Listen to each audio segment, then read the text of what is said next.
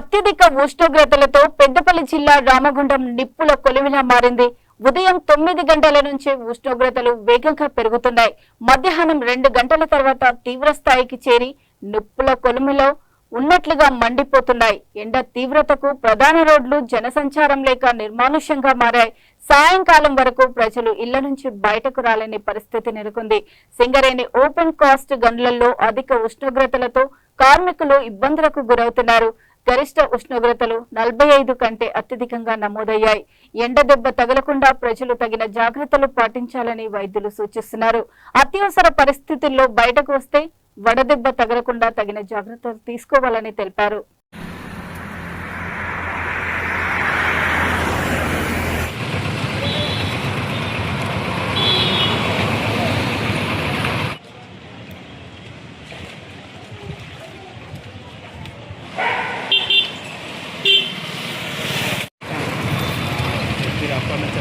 Photo photo दिया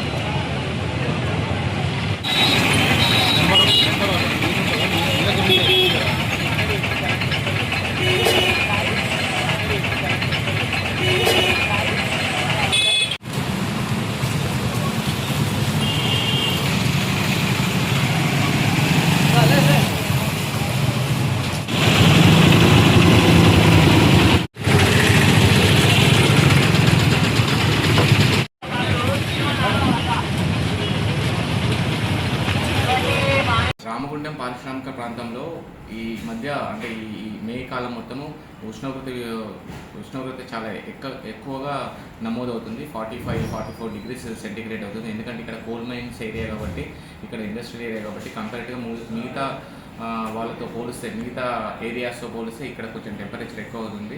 ప్రజలు సాధ్యమైనంత వరకు 10 గంటల నుండి సాయంత్రం 5:30-6 గంటల వరకు బయటికి రావద్దు. ఒకవేళ వస్తే కనుక తగు జాగ్రత్తలు తీసుకొని రావాలి. ఏంటంటే క్యాప్స్ పెట్టుకోవడము, లేకపోతే గొడుగులు వాడడము, లేకపోతే తగినంత వాటర్ డిహైడ్రేట్ కాకుండా ఉండడానికి కూల్ డ్రింక్స్ కాకుండా మిగతా చల్లని వాటర్ తీసుకోవాలి.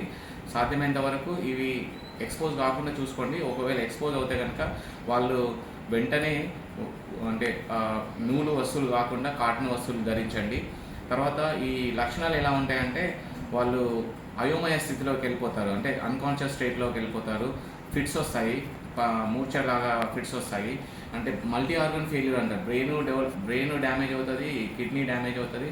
సో సాధ్యమైనంత వరకు పబ్లిక్, ఇక్కడ ఉండే పరిసర ప్రాంత పబ్లిక్ బయటికి రాకుండా ఉండడమే చాలా మంచిది. ఒకవేళ ఇలాంటి లక్షణాలు ఉన్నప్పుడు గవర్నమెంట్ హాస్పిటల్కి రండి. మా దగ్గర ఈఎండి డిపార్ట్మెంట్ అని ఎస్టాబ్లిష్ అయింది. వడదెబ్బకు సంబంధించిన ప్రత్యేక విభాగం కూడా ఏర్పరిచాము. ఆ డాక్టర్స్ మీకు స్టేబుల్ అయ్యేదాకా మిమ్మల్ని అడ్మిట్ చేసుకొని డిశ్చార్జ్ చేస్తారు.